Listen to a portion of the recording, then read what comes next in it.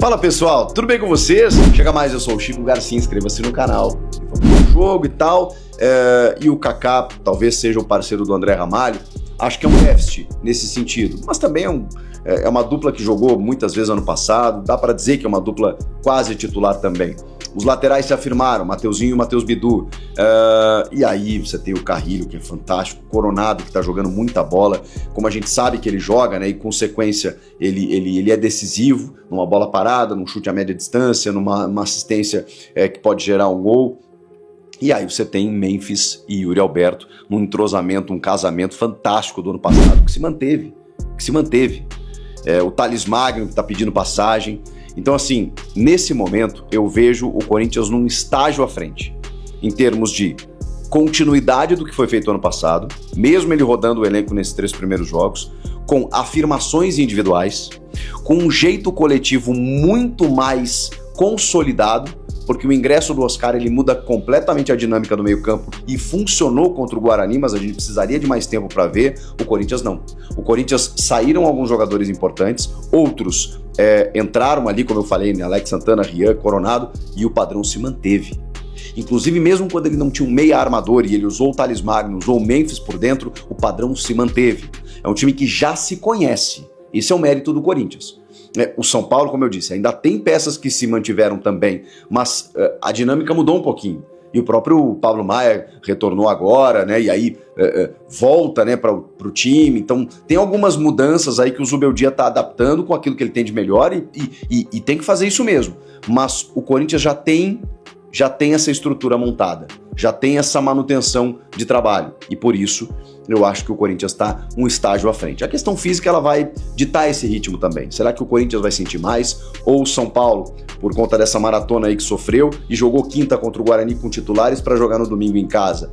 Ou o Corinthians, né, que, enfim, ainda está também no começo de temporada. Eu acho que a questão física vai nos responder algumas dúvidas, porque o Memphis, por exemplo, ele não tá 100%, ele não tá jogando 90 minutos, mas ele faz muita diferença com a bola no pé. O mesmo vale pro Oscar, pro Lucas. Então assim, eu não tô no muro não, gente, eu tô analisando as duas perspectivas e concluindo aqui que se tem um favorito para esse jogo, na minha opinião, é o Corinthians, pela maneira como ele termina 2024 e começa 2025. Claro que nenhum time resultou no enfrentamento que o Corinthians terá nesse majestoso. Não o Bragantino, o Velo Clube e o Guarani, o Água Santa, eles não têm o nível de competitividade que tem o São Paulo, que oferecerá o São Paulo. O São Paulo enfrentou o Flamengo e o Cruzeiro lá na FC Series, mas num contexto completamente diferente, né? Você tem um primeiro tempo ali mais pegado, com um nível de exigência um pouquinho maior, mas depois muitas trocas, todo mundo tirando o pé, ninguém querendo perder, rodando o elenco, nos primeiros confrontos de uma pré-temporada ainda, em meio a uma pré-temporada de 10 dias, então assim, é muito pouco pra gente analisar. Mas ok, São Paulo enfrentou adversários mais difíceis do que o Corinthians, mas ainda assim, sem a rodagem necessária do time ideal, do time titular. O Corinthians já não. O Corinthians deu uma rodada, mas tem um time que se conhece muito bem. Tanto o time titular, quanto as alternativas que entram. Vamos lá, para fechar esse vídeo, vamos fazer as comparações aqui, jogador por jogador. Antes, gente, isso aqui não vale absolutamente nada, tá? Não vai determinar quem vai vencer.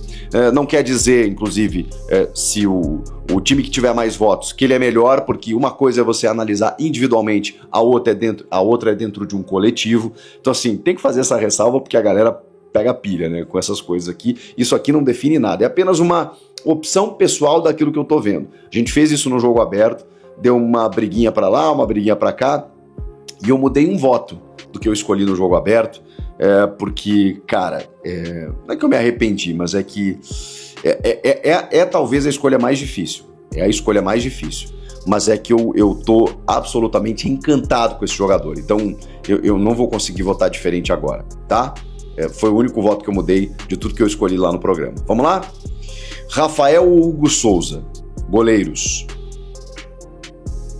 O Hugo não jogou ainda em 2025, mas o Rafael, ele já foi melhor, já esteve num momento melhor. E o Hugo, cara, eu preciso pegar a última impressão dele. E a última impressão dele é que ele termina 2024 como talvez o melhor goleiro em atividade no Brasil, rivalizando aí com o John, do Botafogo. Hugo Souza. Laterais direitos, Igor Vinícius e Mateuzinho. O Mateuzinho é uma afirmação, né? Então eu fico com o Mateuzinho. Então, 2-0 Corinthians aqui. André Ramalho ou Arboleda? Cara, o Arboleda é um zagueiraço, né? Sou fãzaço dele, mas o André Ramalho é extra classe. O André Ramalho é gigantesco. Eu vou de André Ramalho. Alan Franco e Kaká. O Alan Franco talvez tenha sido o grande erro de Thiago Carpini, que arquivou o Alan Franco no começo do ano passado. Chega o Zubeldia, bota o Alan Franco de titular e ele tá jogando demais.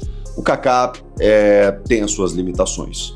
Não acho que ele seja desprezível, mas na comparação com o Alan Franco, eu fico com o zagueiro do São Paulo. Primeiro voto do São Paulo aqui, tá 3-1. Lateral esquerda, Enzo Dias, que jogou bem contra o Guarani. São Paulo resolveu o problema da lateral, na minha opinião. Não é porque ele jogou muito contra o Guarani, não é por isso. É porque é um cara do ofício ali, não tem improvisação, ele vai jogar, Enzo Dias, lateral esquerdo do São Paulo, mas o Matheus Bidu. Cara, o Matheus Bidu tem uma das histórias mais bonitas de 2024. Ele deu uma volta por cima de uma forma espetacular. O cara tava, assim, sendo jogado às traças, estava sendo negociado com 15 clubes, ele vira titular e termina bem. Eu vou com o Mateuzinho também, mais um voto pro Corinthians. Agora começa a embaçar. Meio de campo. Pablo Maia ou Ranieri? Gente, o Pablo Maia pra mim é fora da curva. Não vou dizer que ele é craque aqui, extra classe, mas ele é fora da curva. E o Ranieri terminou bem a temporada, mas aí eu fico com o Pablo Maia. Sou muito fã desse jogador. Da mesma maneira, Alisson e Alex Santana. Aqui é uma prévia, tá? Pode ser o Rian. Eu botei o Alex Santana, que acho que tá muito bem. E sou fã desse cara. Mas o Alisson, cara, eu acho o Alisson assim, ó. Cara, ele se reinventou como segundo volante nas mãos do Dorival e eu fico com ele. 2 votos pro São Paulo aqui do meio pra frente, tá? Pablo, Maia e Alisson. Oscar e Igor Coronado. O Coronado tem uma amostragem até maior do que a do Oscar. E o Coronado tá sendo muito decisivo, mas eu sou muito fã do Oscar, cara. Eu acompanho o Oscar desde a época do Inter. E acho que jogador por jogador, os dois são, assim, jogadoraços. Mas eu dou uma vantagenzinha pro Oscar aqui. Vou tomar porrada aí no chat, não tem problema. Mas eu vou ficar com o Oscar. Se fosse o Garro, eu ia ter que escolher o Garro, porque, assim, a influência do Garro, né? A temporada que o Garro teve foi fora da curva. Então, mas nessa comparação aqui, Oscar e Coronado, super entendo quem votar no Coronado, tá? Mas eu vou votar no Oscar. Lucas Moura e Carrilho. Foi o único voto que eu mudei. Do programa eu escolhi o Lucas Moura, porque eu acho o Lucas, assim, embaçado demais. Mas o Carrilho, cara. O Carrilho. É que não tô comparando aqui a história dos jogadores, né? O Lucas é um cara que, teve rodagem na Europa, foi campeão pelo São Paulo 2 vezes, né? Sai campeão, volta campeão. O Lucas é craque, é um craque jogando no Brasil. E eu sou fãzaço do Lucas. Mas o Carrilho, cara, o que o Carrilho tá fazendo nesse time do Corinthians, cara, é surreal. Então, assim, esse voto eu mudei. Eu tava com o Lucas, mas não dá. Não tô conseguindo não votar no Carrilho. Luciano e Memphis. Essa dela até polêmica no programa, né? Porque o Sgarbi e o Everton Guimarães foram de Luciano. Não dá, né, gente? O Luciano, pro São Paulo ele é super importante, gosta de jogar contra o Corinthians, adora clássico, é um cara envolvido, decisivo, mas não dá, né, gente? O Memphis Depay é sacanagem. Então, assim, é o Memphis, né? E pra fechar, calma que tem o técnico ainda, Jonathan Calleri e Yuri Alberto. Aí, realmente, hoje não tem comparação. Eu gosto do Calleri, tá? Gosto do Calleri, acho que contra o Guarani ele foi brigador, inclusive, disputou bastante lá com a marcação, é um cara que já ajudou muito o São Paulo, é um ídolo do São Paulo, dá pra colocar assim, mas o Yuri tá numa fase... não fez gol ainda esse ano, né? Mas tô pegando aqui, né? O campeonato tá começando, ainda tá muito recente o que aconteceu no ano passado, e no ano passado o Calleri foi muito mal, e o Yuri foi espetacular, o artilheiro do Brasil na temporada, loucura. Yuri Alberto. Pra fechar, Zubeldia ou Ramon? Eu gosto do Zubeldia, tá? Gosto. Acho que o Ramon me decepcionou muito naquelas eliminações nas Copas. Vocês lembram? Eu bati muito nele aqui. Bati muito. Porque ele errou demais. Mas ele se recuperou, né? Ele tava fora do Corinthians. Tava fora. Não fosse o derby, o Augusto teria demitido. Isso é informação. Mas ele ganha o derby.